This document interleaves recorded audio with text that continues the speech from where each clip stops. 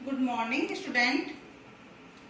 हमने गत कक्षा में अलंकार के बारे में जानकारी हासिल की थी। अलंकार का सामान्य अर्थ, अलंकार की परिभाषा और अलंकार के प्रकार। तो उसको मैं पुनः बताते हुए आपको आज मैं अर्थालंकार के बारे में बताऊंगी। लेकिन पहले मैं आपको अलंकार का सामान्य अर्थ बताती हूँ। अलंकार का सामान्य अर्थ आभूषण होता है। जिस प्रकार एक स्त्री को गहने आभूषण पहनाने से उसकी शोभा द्विगुणित हो जाती है, शोभा यानी सुंदरता, उसी प्रकार काव्य शास्त्र में अलंकार का प्रयोग करने से उसकी शोभा द्विगुणित हो जाती है, उसमें चमत्कार उत्पन्न होता है, आनंद की अनुभूति उत्पन्न होती है। काव्य शास्त्र में जहां चमत्कार उत्पन्न होता है वहां अलंकार होता है। अलंकार के सामान्य रूप से दो भेद होते हैं, लेकिन कई विद्वान इसके तीन भेद मानते हैं: शब्दालंकार, अर्थालंकार और उभयालंकार। शब्दालंकार के बारे में मैंने आपको जानकारी दी थी। जहां काव्य शास्त्र में शब्द के आधार पर चमत्कार उत्पन्न होता है वहां शब्दालंकार होता है। शब्दालंकार में हमने उत्प्रेक्षालंकार, श्लेष अलंकार और यमक अलंकार आदि को हमने पढ़ा था। अनुप्रास अलंकार सबसे पहले हमने शब्दालंकार में पढ़ा था, जहां एक ही वर्ण की बार बार आवृत्ति होती है उसे हम अनुप्रास अलंकार कहते हैं। ऐसे ही मैंने श्लेष अलंकार के बारे में बताया था, जहां एक ही शब्द में अनेक अर्थ चिपके होते हैं। और तीसरा मैंने बताया था यमक अलंकार, जहां शब्द तो समान होते हैं किंतु अर्थ अलग अलग होते हैं। उसी प्रकार से मैं आज आपको अर्थालंकार के बारे में जानकारी दूंगी। अर्थालंकार किसे कहते हैं? जहां काव्य शास्त्र में अर्थ के आधार पर काव्य में चमत्कार उत्पन्न होता है, आनंद की अनुभूति होती है, वहां अर्थालंकार होता है। और जहां शब्द और अर्थ दोनों का प्रयोग होता है, दोनों के द्वारा आनंद की अनुभूति होती है, चमत्कार उत्पन्न होता है, वहां उभयालंकार होता है। अर्थालंकार में रूपक अलंकार, उत्प्रेक्षा अलंकार और उपमा अलंकार के बारे में जानकारी हासिल करेंगे। पहले हम रूपक अलंकार के बारे में जानकारी हासिल करेंगे। रूपक अलंकार की परिभाषा क्या है? जहां उपमेय और उपमान में एक रूपता दिखाकर दोनों में अभेद स्थापित कर दिया जाता है, वहां रूपक अलंकार होता है। रूपक में उपमेय व उपमान दोनों ही उपस्थित होते हैं, दोनों ही उपस्थित होते हैं, किंतु अत्यधिक सादृश्य के कारण दोनों एक दिखाई पड़ते हैं।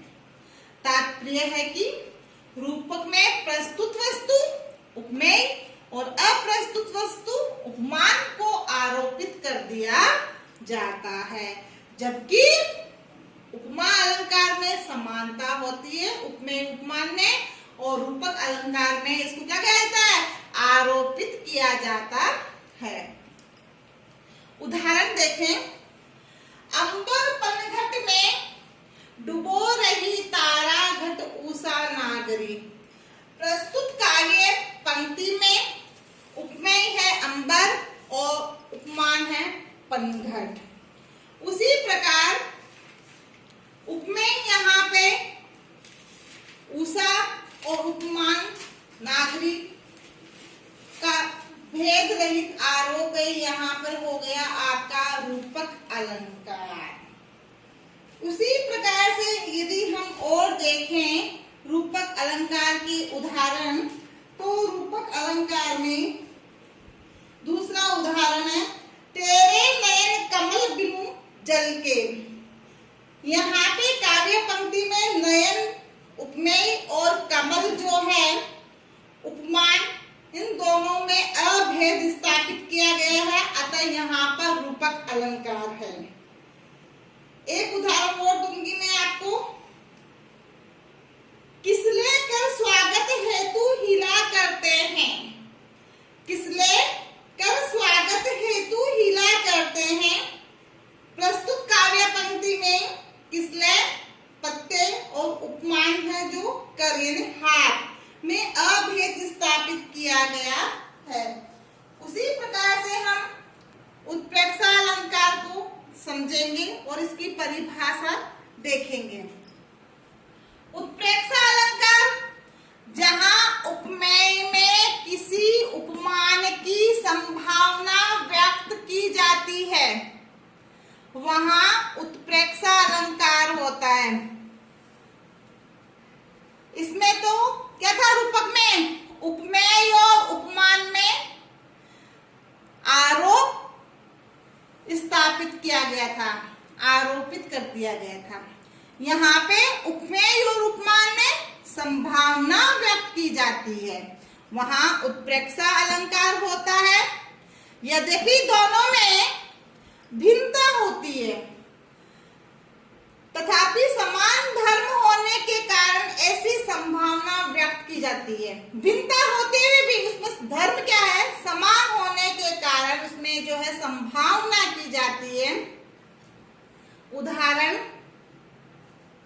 लट लटकनी मनुमत मधुगन मादक मही पिए।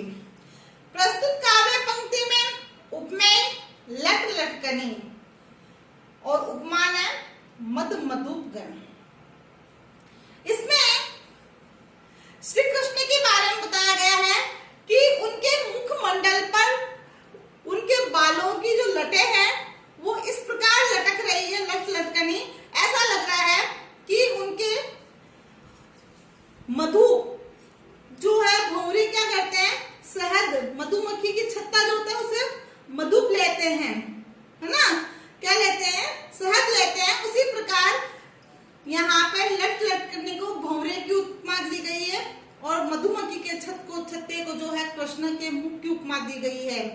तो बालों की लटे उसी प्रकार से मुख पे लटकी हुई है जिस प्रकार भौरे जो कि मधु बड़ा मक्खी होती है ना, भौरा जो है वो छत्ते पे मधु लेने के लिए क्या करता है, उस पे मंडराता रहता है।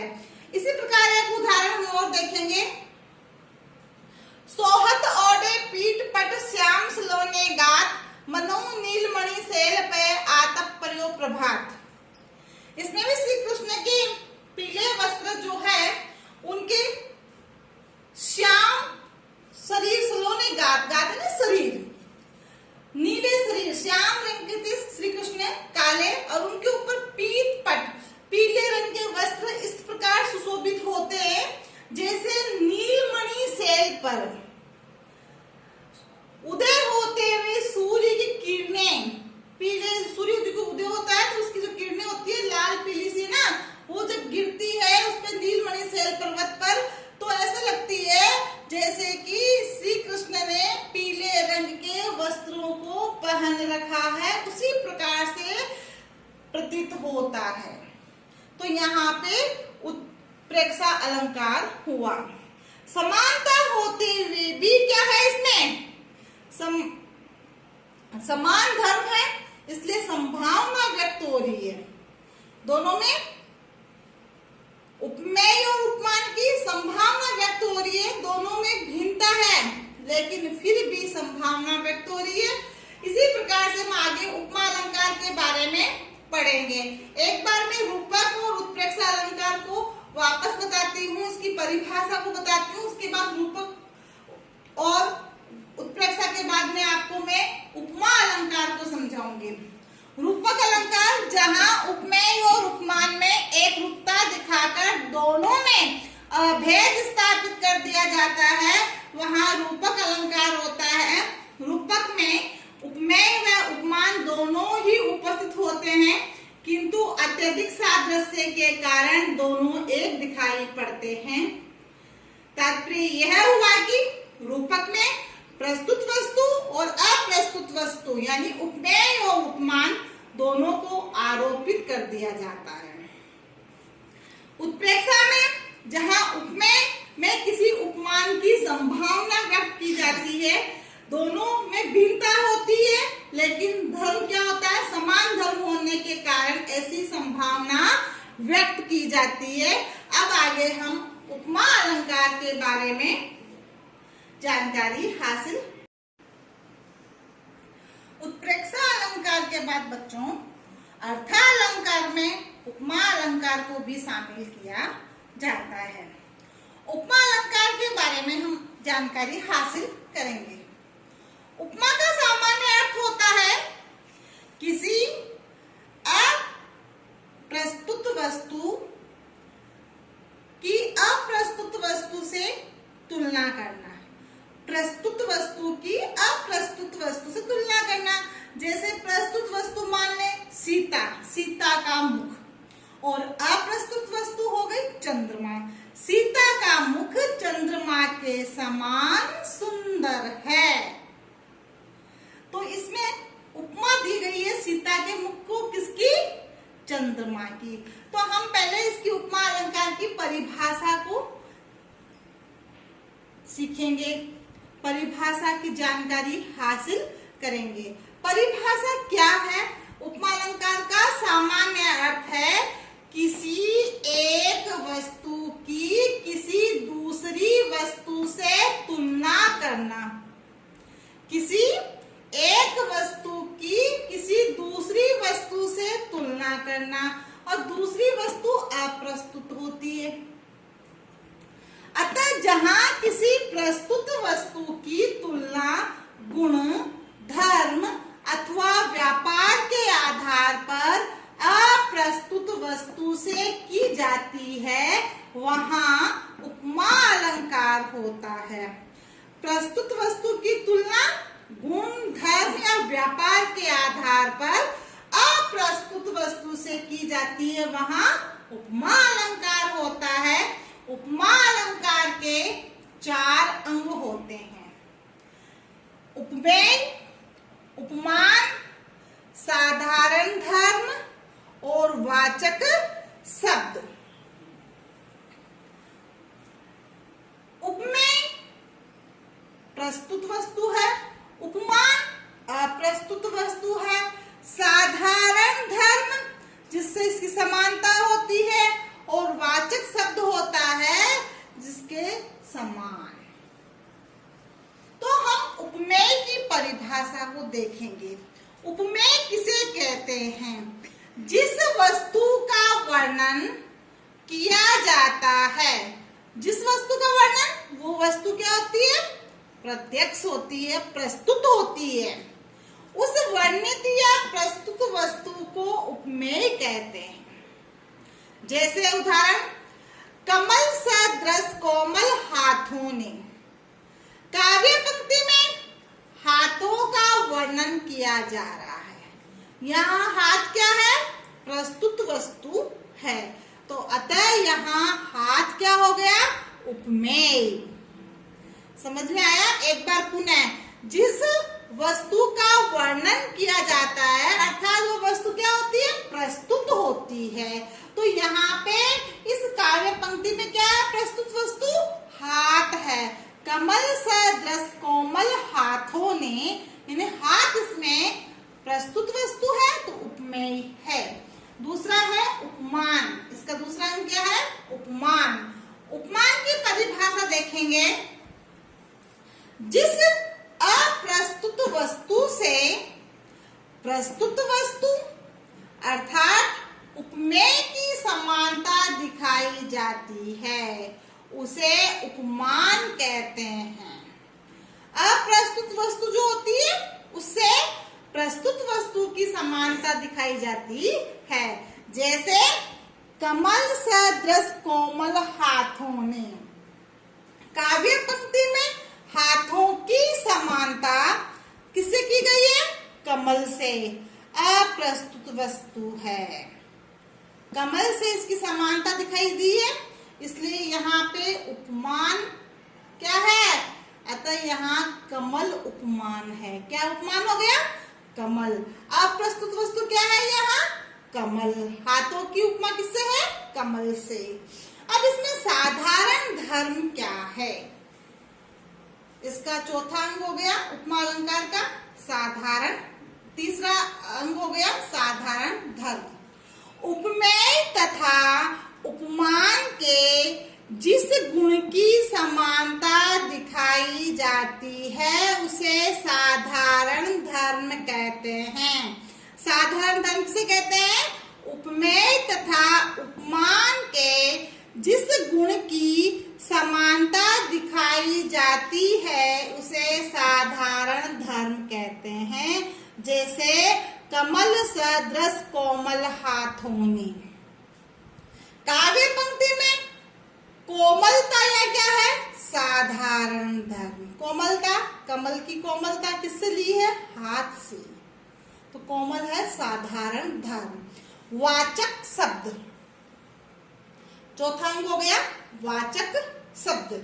समान गुण को व्यक्त करने वाला शब्द वाचक शब्द कहलाता है। कौन सा? समान गुण, दोनों में प्रत्यक्ष वस्तु और अप्रत्यक्ष वस्तु दोनों में समान गुण को व्यक्त करने वाला शब्द क्या कहलाता है? वाचक शब्द कहलाता है। वाचक शब्द उपमेय तथा उपमान की समानता सूचित की जाती है। जैसे कमल सदृश कोमल हाथों ने। काव्य पंक्ति में सदृश यानी उसके समान वाचक शब्द होता है। तो इस प्रकार से हम देखते हैं कि जो हाथ है वो कमल के समान क्या है? के समान सदृश यानी के समान कोमल, कोमल है। तो यहाँ कोमलता क्या है? साधारण धर्म। के समान आ गया वाचक शब्द। प्रस्तुत वस्तु है हाथ, वह हो गया उपमेय। अप्रस्तुत वस्तु है उपमान, वो है कमल। तो इस प्रकार से उपमा अलंकार की परिभाषा और उसके अंगों के बारे में जानकारी हासिल की। अब आगे हम देखेंगे ये उपमा अलंकार जो है इसके 3 भेद होते हैं। उपमा अलंकार के कितने भेद हैं? 3 भेद होते हैं। ये तो थे अंग और उपमा अलंकार के भेद के बारे में देखो। भेद होते हैं, पहला पूर्णोपमा, दूसरा लुप्तोपमा और तीसरा मालोपमा। मैं इसको अपन ज्यादा गहराई से नहीं देखेंगे क्योंकि ज्यादा गहराई से अपने कोर्स में नहीं है, 9th में नहीं है, या आगे जाके 12th में ज्यादा गहराई से। तो मैं आपको इसकी सामान्य परिभाषा बताऊंगी। पूर्णोपमा, जिस उपमा में उसके चारों अंग उपमेय, उपमान, साधारण धर्म तथा वाचक शब्द विद्यमान हो वहां पूर्णोपमा कहलाती है। इन चारों धर्म है, ये पूर्ण है, तो पूर्णोपमा। लुप्तोपमा, जिस उपमा में उसके चारों अंगों में से एक या एक से अधिक अंग अनुपस्थित हो वहां पर लुप्तोपमा कहलाती है। इसी प्रकार से मालोपमा, जिस उपमा में एक ही उपमेय के अनेक उपमान उपस्थित हो। जिस उपमा में एक ही उपमेय के अनेक उपमान उपस्थित हो वह मालोपमा कहलाती है। इस प्रकार से हम उपमा के 3 भेद और उन 3 भेदों की परिभाषा के बारे में जानकारी हासिल करें। तो मैं आपको आज शब्द अर्थालंकार और शब्दालंकार दोनों पढ़ा चुकी हूँ। शब्दालंकार हमने गत कक्षा में पढ़ा, आज हमने अर्थालंकार पढ़ा। काव्य पंक्ति में या जिस काव्य में अर्थ के आधार पर चमत्कार उत्पन्न होता हो या आनंद की अनुभूति होती हो वहां पर अर्थालंकार होता है। और अर्थालंकार में उपमा अलंकार, उत्प्रेक्षा अलंकार और रूपक अलंकार होता है। और कौन सा अलंकार होता है? रूपक अलंकार होता है। और शब्दालंकार में अनुप्रास अलंकार, श्लेष अलंकार और यमक अलंकार होता है।